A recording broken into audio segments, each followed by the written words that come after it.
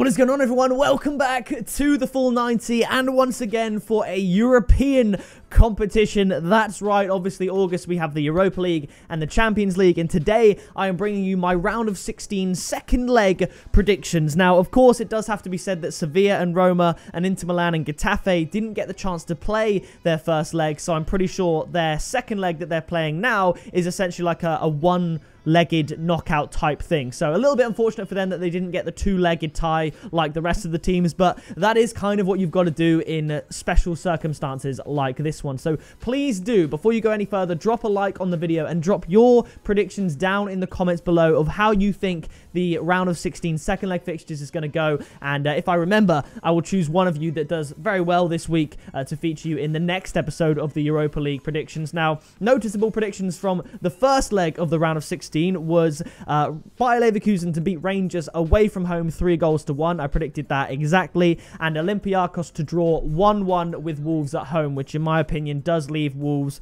as the favourites to go through to the quarterfinals. So let's delay no further. Kicking it off, we have Copenhagen up against Istanbul. Obviously, respectively, in their domestic leagues, they're doing fairly well. They always do. That's why they're in the Europa League from a smaller, European league. And the first leg went 1-0 to Istanbul. I predicted a 2-0 home win. I think it's going to be a very close game, a very low-scoring game.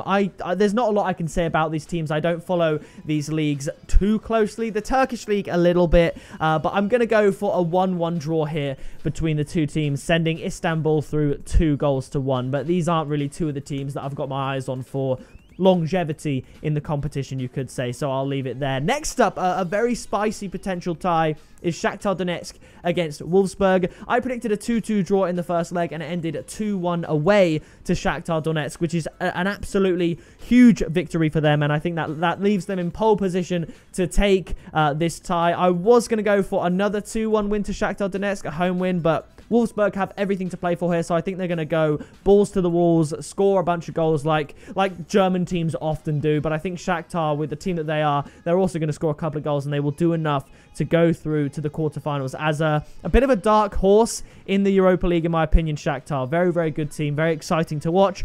I'm going to go for a 2-2 draw, sending Shakhtar Donetsk through 4-3 on aggregate. Now, that would, of course, be very, very entertaining. Now, next up, Inter Milan up against Getafe.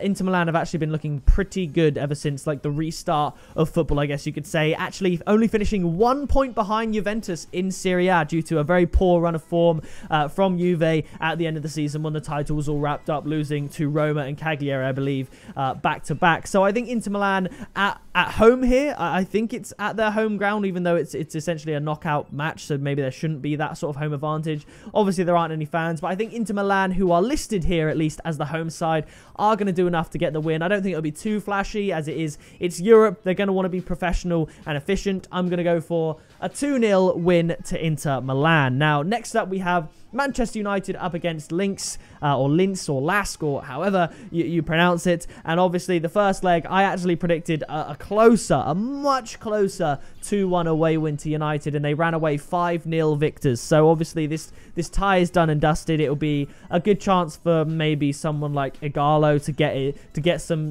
game time in his legs. Perhaps Daniel James will get a chance as well. But I think Man United are going to win this one comfortably, and I've gone for a 3-0 home win, sending them through easily.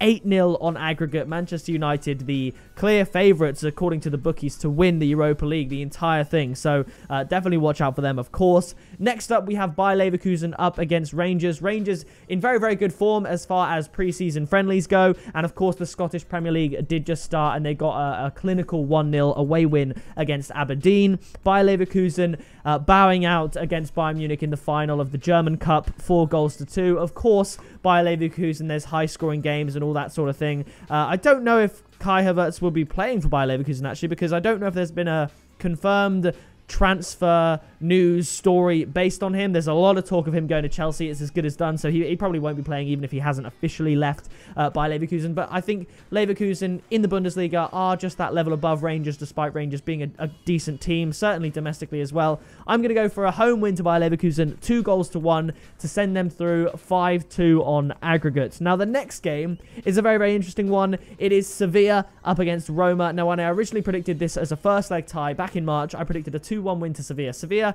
haven't lost a game since February, I don't think, and they haven't lost a home game since December of 2019. I think they're unbeaten in their last 17 matches, and they look so solid at home. 1-0 wins here, 2-0 wins there, 2-1 if necessary, but usually very low scoring. Roma, on the other hand, they are scoring a lot of goals. They've been having some very high-scoring games as of late. Serie A just ended with a very good away victory against Juventus, coming from behind to win 3-1, which is absolutely great for them. So, as a result of that, I cannot separate the two teams. Obviously, back in March, I had Sevilla to win 2-1. Again, they were on a great run of form then. They're still on that great run of form now, especially at home. And Roma weren't doing as well back then. But nowadays, Roma are scoring a lot of goals.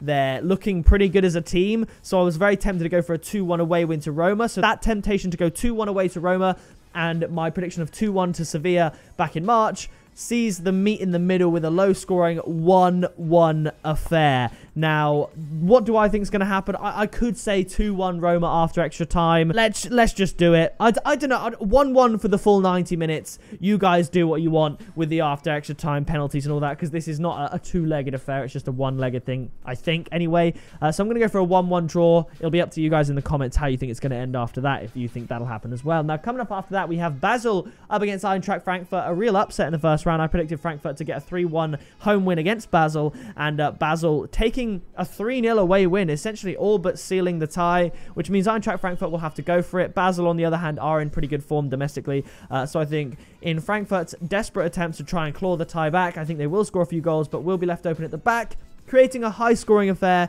I'm going to go for a 2-2 draw between the two teams, sending Basel through 5-2 on aggregate, which would be just fantastic for them regardless. However they get through, they probably are going to get through, and it's going to be a great job done either way. Now, the final fixture of the round of 16 is the second leg between Wolves and Olympiakos. Wolves finishing their season just behind Tottenham, actually, in 7th place in the Premier League. Another great effort from them this year, especially considering that their season, last season that has just ended, was over a calendar year long, and now they're back in the Europa League for the same season, essentially. The season is still going, and then they'll go back in September, but I think, you know, this is their chance to really make a statement here, because Wolves they are capable, one of the outside teams, to win the whole competition. Obviously, Man United, Inter Milan, maybe the winner of Sevilla or Roma, and Bayer Leverkusen, they are the sort of favourites. But teams like Wolves and Shakhtar Donetsk are brilliant teams. They have a great chance, because with the beauty of European competitions is,